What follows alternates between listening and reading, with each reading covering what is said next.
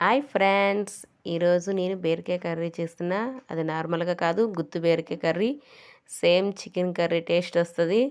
అంత బాగుంటుంది. మీరు కూడా ట్రై చేయండి ఫ్రెండ్స్. ఓకేనా? ఫస్ట్ మనం ఏం చేయాలంటే బీరకాయలు తీసుకొని నీట్గా ఈ తొక్కని చెక్కుకోవాలి. మొత్తం తొక్కంతా నీట్గా తీసుకోండి.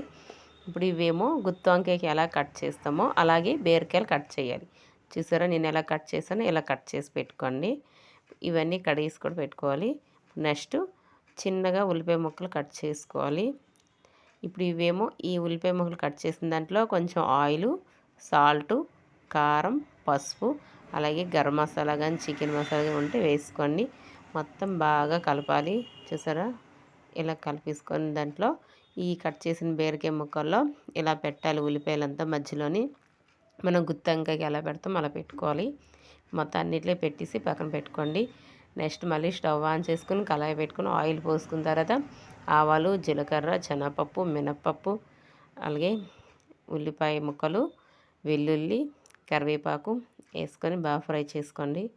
బాగా ఫ్రై అయ్యాక మనం కట్ చేసుకున్న ఈ బీరకాయ ముక్కలు అనేది ఒక్కొక్కటిగా పెట్టాలి. చూడండి ఇప్పుడు మొత్తం అన్నీ పెట్టేస్తున్నాను.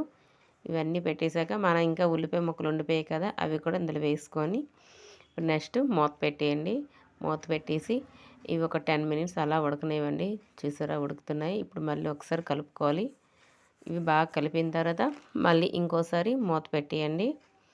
మళ్ళీ మూత పెట్టి మళ్ళీ ఒక 10 నిమిషాలలో ఉడికిపోతే మన బీరకాయ కూర అనేది రెడీ అయిపోద్ది.